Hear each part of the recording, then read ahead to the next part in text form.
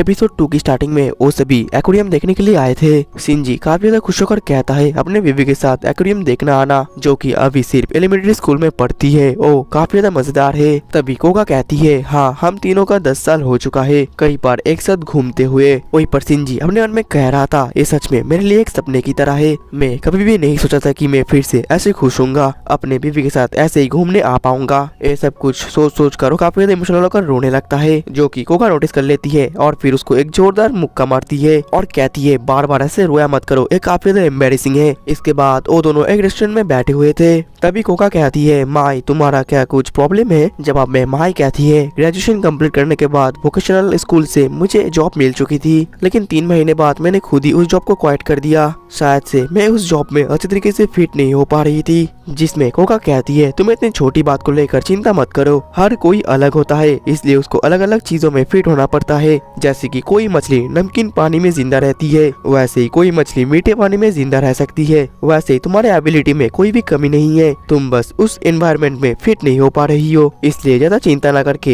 एकदम शुरू से शुरुआत करो। माई ये सुनकर खुश हो जाती है और कहती है आपका शुक्रिया मॉम। तभी ऊपर शिनजी आ जाता है और कहता है माई तुम्हें पता है कि तुम्हारी मॉम हमारी फैमिली की सूरज की तरह है। और फिर वो दोनों आइसक्रीम खाने लगते हैं। वहीं पर कोगा अपने मन में कह रही थी जैसे मेरी पिछले लाइफ की मेरी याददाश्त वापस आ गई, वैसे इन लोगों के साथ मेरा मिलना जुलना भी बहुत ही ज्यादा बढ़ गया और हम सभी मिलकर काफी ज्यादा मजा करते हैं। लेकिन हम जितना ही मजा क्यों ना करे, अंत में हम सभी को अलग अलग घर पर ही जाना पड़ता है। जिसके बाद कोगा जैसे अपने घर पर पहुंचती है तो वहाँ पर अपनी मॉम की चप्पल को देखकर वो काफी ज्यादा डर जाती है। अब अगले दिन हम देख पाते हैं कि कोगा फिर से शिनजी के लिए लंच लाती है। शिनजी तो काफी ज्यादा खुश हो गया था, लेकिन तभी कोगा कहती है मुझे तुम्हारे लंच के लिए कुछ बात करनी थी। ये सुनते शिनजी कहने लगता है ओह मैं तो भूल ही गया, शायद से तुम्हें पैसे की जरूरत है। मेरे लंच बनाने के लिए तुम्हारे शायद सामग्री सब खत्म होता जा रहा है। और फिर वो बहुत सारा पैसा लेकर कोगा को दे देता है। कोगा कहती है अगर कोई बच्चे के पास इतना ज्यादा पैसा कोई देख ले तो उनको शक हो सकता है, मैं बस एक ही नोट लेंगी। और फिर वो एक नोट ले लेती है। शिनजी कहती है कोई बात नहीं, अगर तुम्हें फिर से कोई पैसे की जरूरत है तो तुम मुझसे जरूर कहना।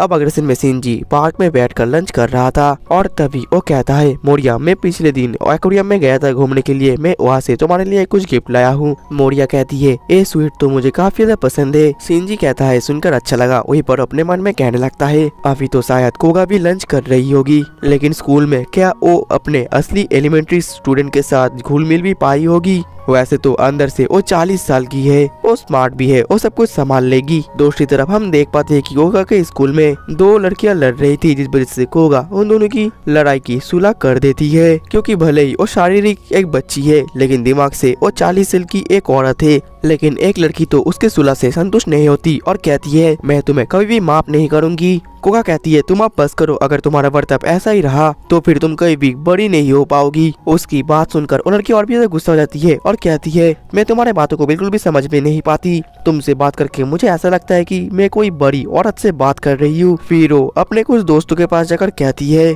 अगर तुम ऐसी रही तो कोई भी लड़का तुम्हें पसंद नहीं करेगा। तभी वहाँ पर ताकेरो-कुन आ जाता है और कहता है लेकिन मुझे तो ये बिल्कुल ही सही लगता है। उसके देखकर वो सभी लड़कियां ब्लश करना शुरू कर देती है। अब अगले दिन में कोगा अकेली घर की तरफ जा रही थी, लेकिन तभी ताकेरो उसको बुलाता है और कहता है हे कोगा आखिरकार तुम हमेशा अकेली क्यों घर जाती हो, मेरे साथ भी कभी जाया करो। कोगा कहती है तुम्हें मेरे लिए इतना ज्यादा चिंता करने की कोई जरूरत नहीं है। ताकेरो कहता है ऐसी बातें मत करो, हम दोनों किंडरगार्टन से दोस्त थे। और ताकेरो ये भी कहता है कि कोगा तुम काफी ज्यादा बदल चुकी हो। ये सुनकर कोगा शॉक्ड हो जाती है और कहती है मुझे बदलना पड़ेगा। ताकेरो कहता है मैं तुम्हें समझ सकता हूँ, अगर तुम्हें तुम्हारी मॉम के साथ रहना पड़ता है तो तुम्हें बात करना तो सीखना पड़ेगा। मैं तुम्हारे लिए बस चिंतित था, लेकिन तुम्हें देखकर लगता है तुम अब खुश रहने लगी हो, ये देखकर मुझे अच्छा लगा। कोगा कहती है तुम्हारा शुक्रिया मेरे लिए चिंता करने के लिए। वहीं पर कोगा हमें बता रही थी कि मेरे करंट पेरेंट्स के डिवोर्स हो चुका है। मैं उस वक्त छोटी थी, इस वजह से मुझे ज्यादा कुछ बातें याद नहीं है और अभी इस घर पे मैं और मेरी मॉम अकेले रह रहे हैं। वहीं पर कोगा तो काफी ज्यादा डर डर के घर के अंदर घुस रही थी, लेकिन तभी हम पिछले दिन के सीन को देख पाते हैं जहाँ पर उसकी मॉम काफी ज्यादा गुस्सा होकर नीचे आती है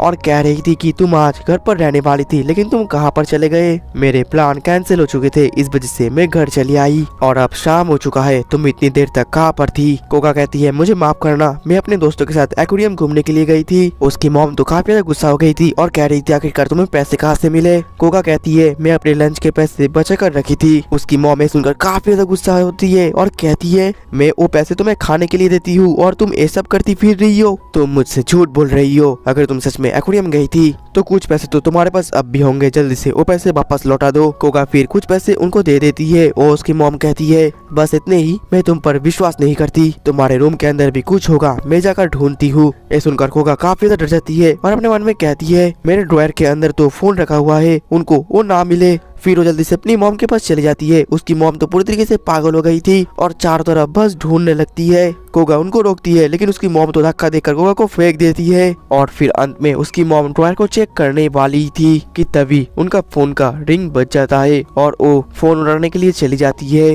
ये देखकर जो कोगा थी उसको थोड़ा सा राहत मिलता है। फिर वो बात खत्म करने के बाद कहती है नेक्स्ट बार में और भी ज्यादा शक्ति दिखाऊंगी, इसलिए उसके लिए प्रिपेयर रहना, और फिर वहाँ से चली जाती है। प्रेजेंट में कोगा अपने बिस्तर पर लेटी हुई थी और ये सब कुछ सोचकर काफी ज्यादा उदास थी और कह रही थी शायद मुझे निजिमा से नहीं मिलना चाहिए था। दूसरी तरफ निजिमा कह रहा था माई क्या समर वेकेशन के लिए तुम्हारे पास कोई आइडिया है घूमने जाने का। माई कहती है हमें पहले मॉम से पूछ लेना चाहिए क्योंकि उनके लिए ये ज्यादा टफ रहेगा। निजिमा कहती है कोई बात नहीं, मैं उसके पेरेंट्स के परमिशन ले आऊंगा। माई कहती है ऐसा मत करना, कोई भी पेरेंट अपने बच्चे को ऐसे अनजान शख्स के साथ नहीं छोड़ना चाहेगा। फिर निजिमा कोगा को मैसेज कर देता है कि तुम कहीं पर घूमना जाने चाहती हो। कोगा तो काफी ज्यादा उदास थी क्योंकि उसकी मॉम इस बार उसको नहीं छोड़ने वाली थी, लेकिन तभी वो अपने मॉम की आवाज को सुन पाती है जो कि किसी से बात कर रही थी और कोगा उनकी बात को सुन लेती है जिससे उसको पता चल जाता है कि उसकी मॉम नेक्स्ट वीकेंड घूमने जाने वाली है। इसी मौके का फायदा उठाकर वो निजिमा को मैसेज कर देती है कि 28 तारीख को उसका समय हो सकता है। निजिमा तो काफी ज्यादा खुश हो जाता है और कहता है 28 को हम जहाँ पर जाएंगे उसके लिए मुझे सभी प्रिपेयर अभी से शुरू करना पड़ेगा। वहीं पर 28 तारीख सुनकर जो माई थी वो थोड़ा सा शॉक्ड हो जाती है। दूसरी तरफ कोगा काफी उदास थी और अपने मन में कह रही थी मैं सिर्फ उनके लाइफ में झांकना चाहती हूँ कि आखिरकार वो दोनों कैसा कर रहे हैं। लेकिन जैसे मुझे पता चला कि निजिमा अभी तक मेरे डेथ से मूव ऑन नहीं कर पाया है, वैसे ही मुझे वहाँ पर जाना ही पड़ा। लेकिन अभी मैं इस औरत की बेटी हूँ और मैं इसी की फैमिली हूँ, और अगर मेरी मॉम ने कभी भी मेरा रिलेशन इन दोनों के साथ देख लिया तो फिर बहुत ज्यादा बुरा होगा। इस वजह से इसके बाद मुझे उन दोनों को कह देना पड़ेगा कि मैं उनसे और नहीं मिलूंगी। अब अगले दिन में हम देख पाते हैं कि वो तीनों घूमने के लिए आए थे, लेकिन कोगा तो अभी भी उसी बात को लेकर चिंतित थी जो कि निजिमा नोटिस कर लेता है। इसके बाद उसे भी और भी जगह घूमने जाते हैं जहाँ पर कुछ एक्टिविटीज भी वो करने लगते हैं, लेकिन निजिमा तो वहाँ पर फंस जाता है जिस वजह से कोगा को उसको बचाने के लिए जाना पड़ता है। इसके बाद वो तीनों और भी जगह घूमने जाते हैं और काफी ज्यादा खुश होते हैं, काफी सारे फोटोज खींचते हैं और काफी सारे एक्टिविटीज भी करते हैं। और अब ऐसे ही माई और कोगा बात कर रहे थे, लेकिन तभी वहाँ पर निजिमा आकर कोगा को अपने कंधे पर बैठा देता है और फिर वैसे ही उसे भी काफी ज्यादा खुश होते हैं। अंत में वो तीनों काफी ज्यादा थक गए थे और घर की तरफ जाने लग जाते हैं। अब अगले दिन में उसे भी घर पहुंच जाते हैं, लेकिन जो कोगा थी वो अभी भी काफी ज्यादा चिंतित थी।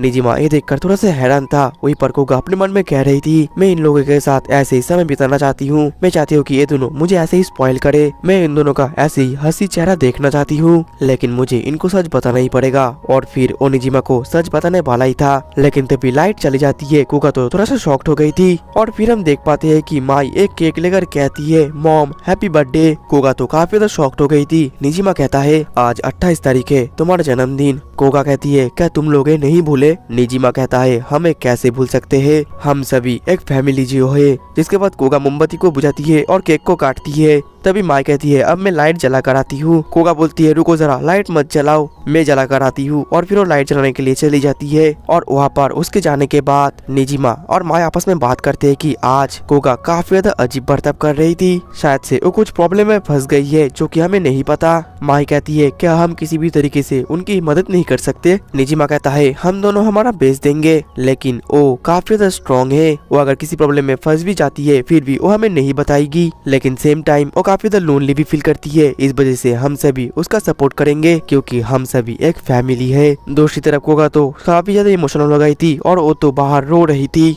अब अगले पल वो तीनों सब एक साथ मिलकर केक खाने लगते हैं। तभी माई कहती है मॉम आप कुछ हम दोनों को बोलने वाले थे। कोगा कहती है तुम दोनों का शुक्रिया। माई कहती है आप शुक्रिया क्यों बोल रही हो? शुक्रिया तो हमें आपको कहना चाहिए क्योंकि आपके वजह से हम लोग फिर से ऐसे सेलिब्रेट कर पा रहे हैं, आपका शुक्रिया मॉम। और फिर वो रोने लगती है और तभी कोगा भी रोने लगती है और कहती है तुम रो क्यों रही हो, तुम्हारे वजह से मैं अपने आप को भी होल्ड बैक नहीं कर पाती। और फिर इसके बाद तो निजिमा भी रोने लगता है और कहता है तुम लोगों को होल्ड बैक करने की कोई जरूरत नहीं है, रो जितना हो सके रो। वही पर कोगा अपने मन में कह रही थी, मुझे बिल्कुल भी नहीं पता कि आखिरकार मैं रेनकार्नेट की हुई हूँ, लेकिन मैं इन दोनों के साथ और समय बिताना चाहती हूँ क्योंकि ये दोनों ही मेरे लिए सूरज की तरह है। मुझे अब थोड़ा सा शिल्पीस तो बनना पड़ेगा क्योंकि मैं एक एलिमेंट्री स्कूल की स्टूडेंट जो हूँ। और दोस्तों इसी तरीके से हमारा एपिसोड 2 भी खत्म हो जाता है। अगर आप लोग इसका नेक्स्ट एपिसोड चाहते हो तो ज्यादा से ज्यादा लाइक और कमेंट कर दो, क्योंकि जितना ज्यादा लाइक और कमेंट होगा नेक्स्ट एपिसोड में उतना ही जल्दी लाऊंगा। मिलते हैं नेक्स्ट एपिसोड में, तब तक के लिए टाटा बाय बाय सायोनारा।